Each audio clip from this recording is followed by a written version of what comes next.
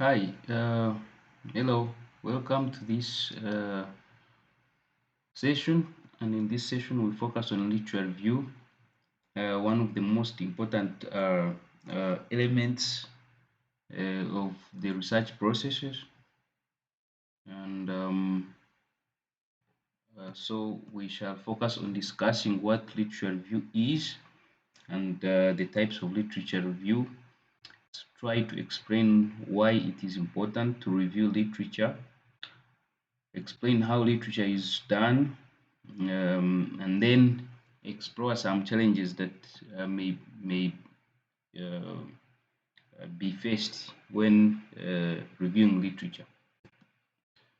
So, Brayman defines literature review as a critical examination of existing research relating to the phenomenon or event of interest and of relevant theoretical ideas.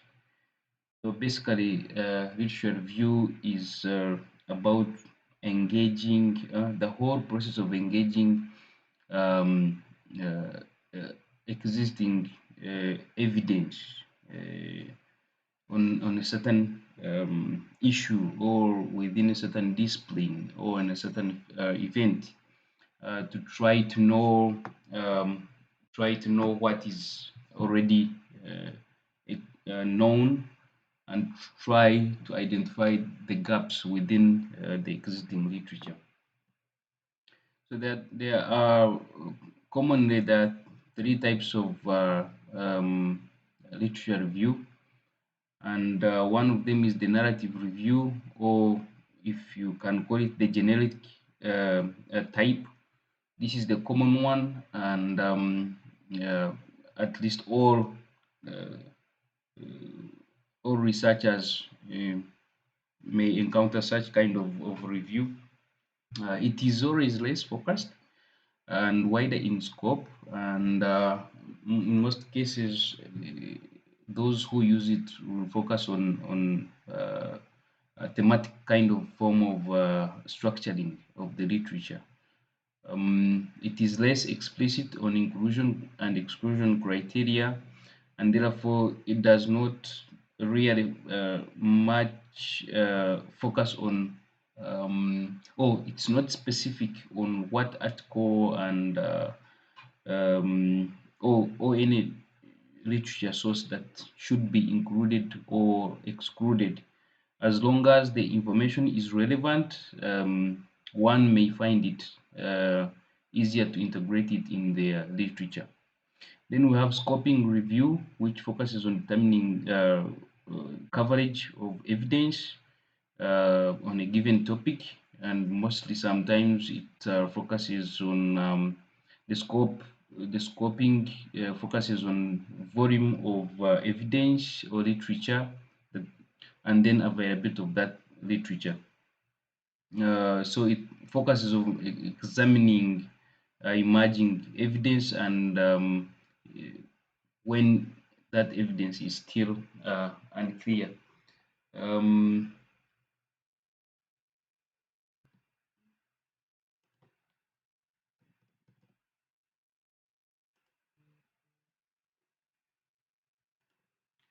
the third one is the systematic review, um, which is more focused and follows a specific protocol. For instance, those who have done it, mm, um, you could be familiar with the Prisma protocol, which clearly defines how systematic review can be done. It is more explicit on what to include and what to exclude. So, in other words, when one is searching for uh, um, the sources or articles to include in the review, they are specific on, for instance, the scope. It says a country geographical scope. They are also specific on the content scope and other kinds of considerations. In some forms include the meta-analysis, which is more of quantitative studies, which focuses on analyzing, um, mostly statistically analyzing uh, research that has already been done and trying to re-evaluate what has already been done. Um, if you within the discipline of monitoring and evaluation, these can also refer to meta evaluation. Okay, in you also have meta ethnography, which focuses on qualitative studies. Uh, of course, we need to know why we need to do literature review. Of course, traditionally, all most of research, like I said, uses the narrative formal literature review, and it is usually deductive in a way. And of course, it is expected that any researcher must do literature review because otherwise, then your research is baseless. Um, and of course, you identify a topic, issue of interest, and then you can read literature to know uh, what is already known and what is not known. Uh, but of course, it is important to note that it's not just about one summarizing what is known or what is not known, but also do critical engagement, such as, for instance, comparing theories and models that have been used, um, structuring it in a way that, for instance, you're considering certain themes or certain patterns and trends.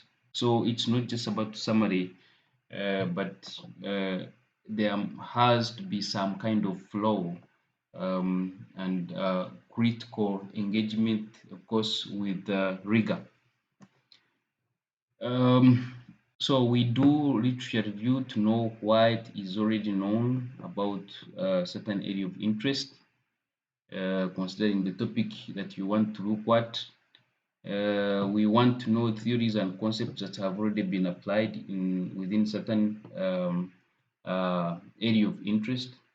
We want to know approaches and methods that have been used or applied.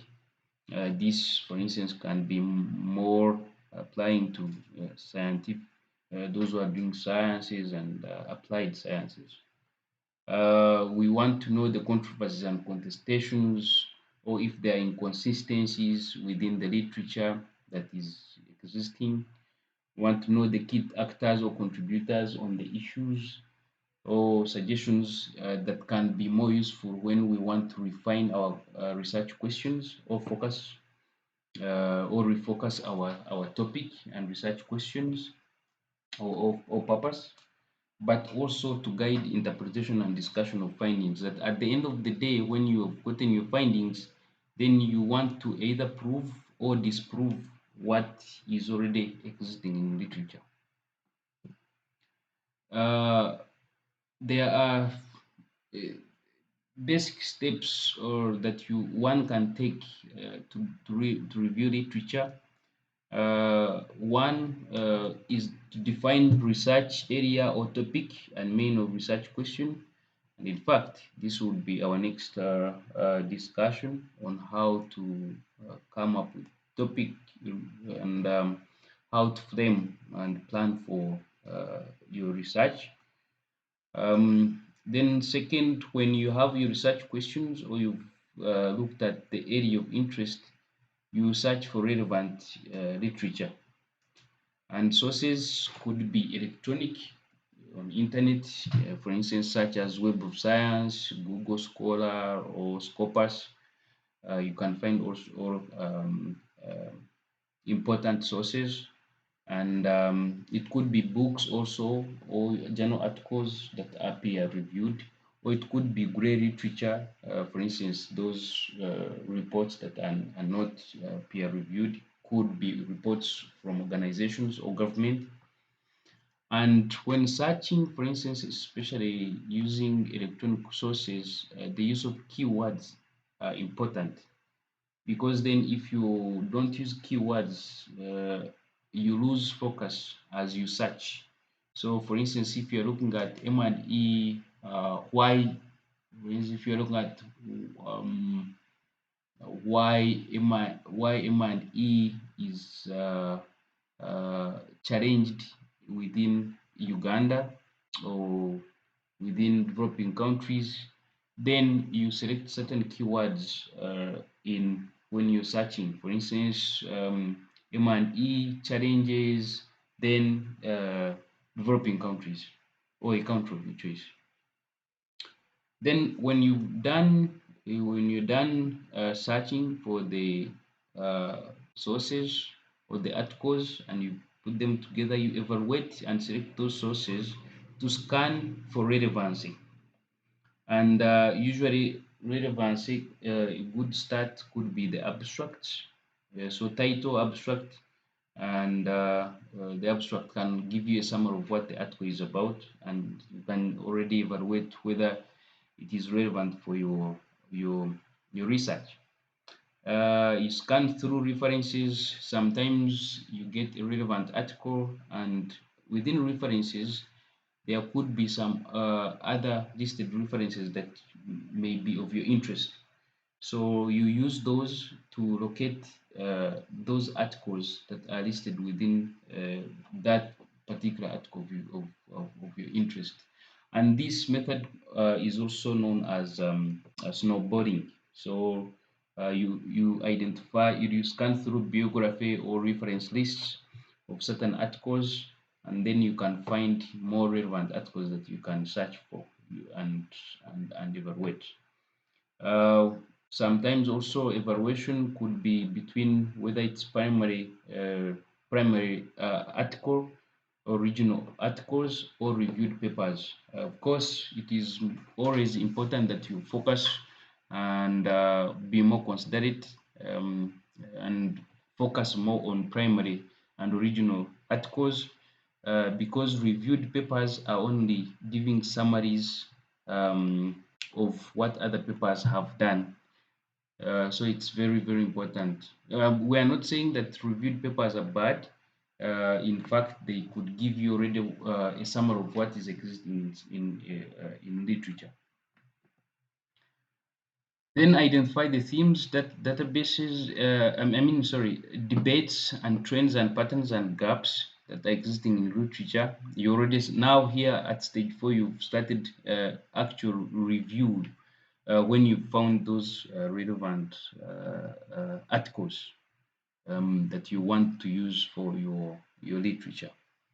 So in this case, you are reviewing while trying to establish the missing and existing knowledge, to create certain pattern, and this would help you to structure your literature.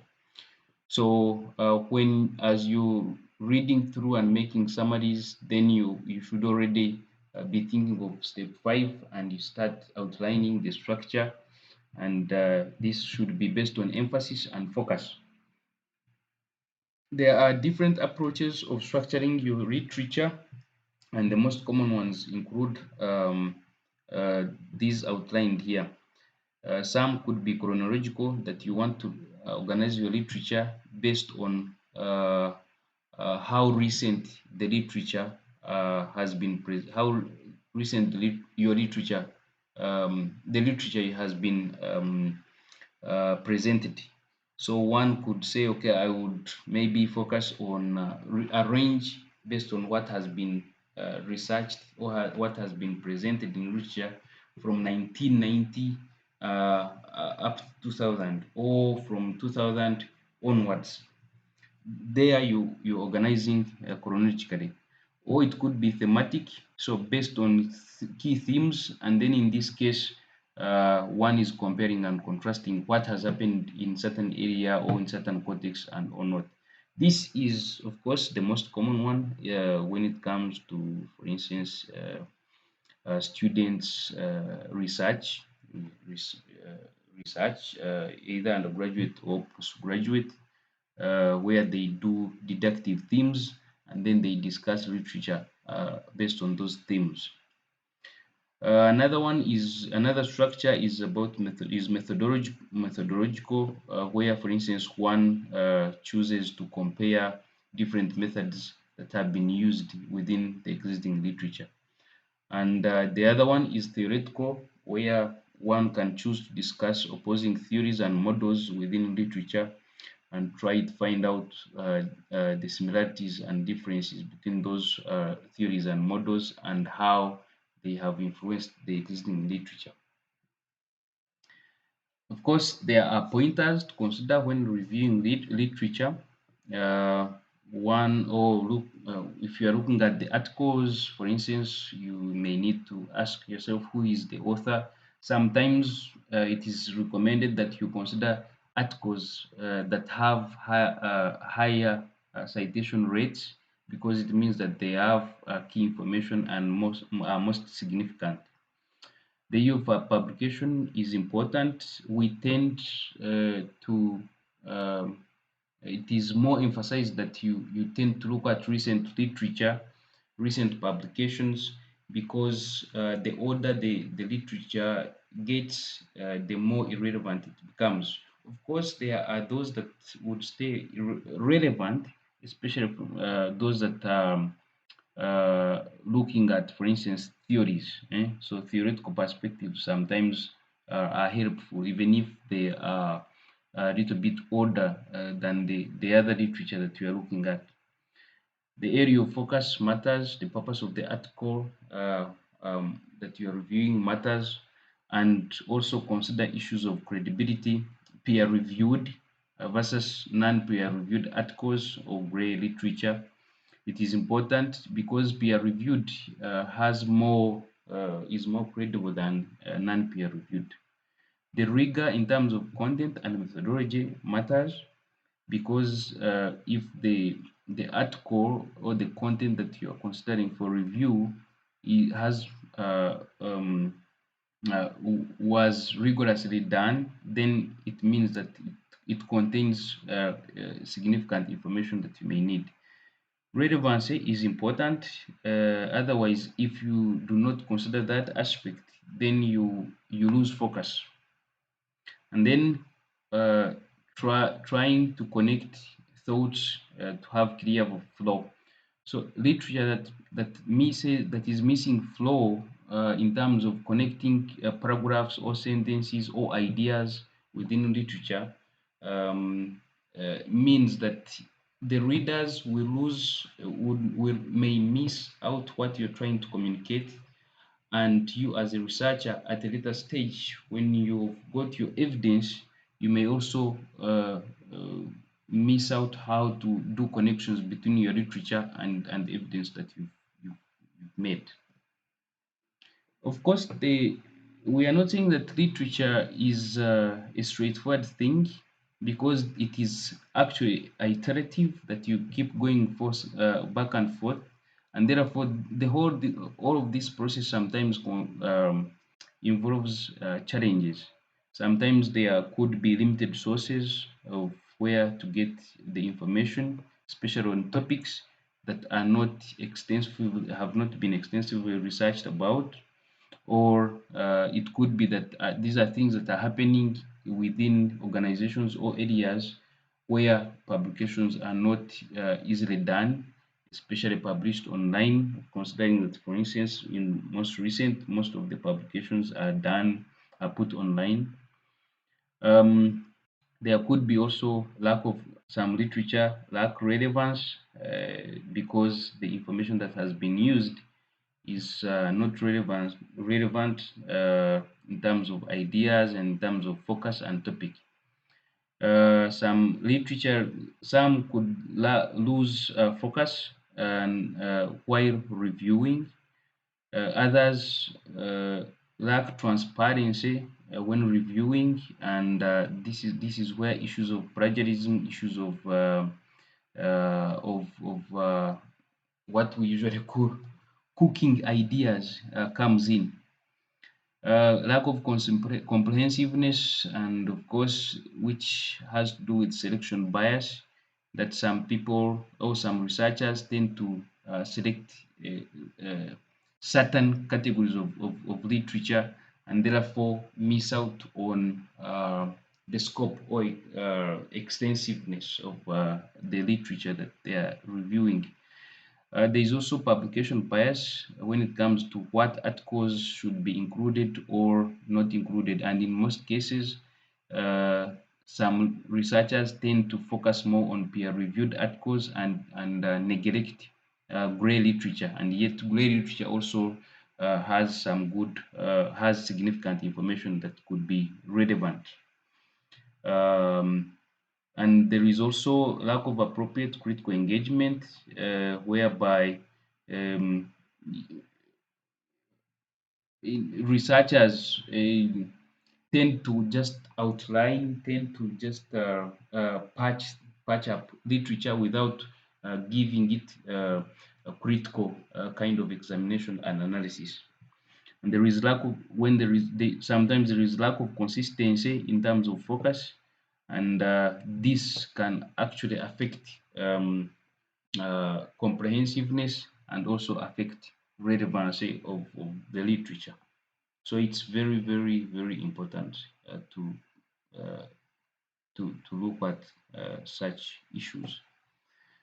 The bottom line is that you can search, review literature, but you have to stay focused, structure your review, and have a flow to have it readable, to make it more readable.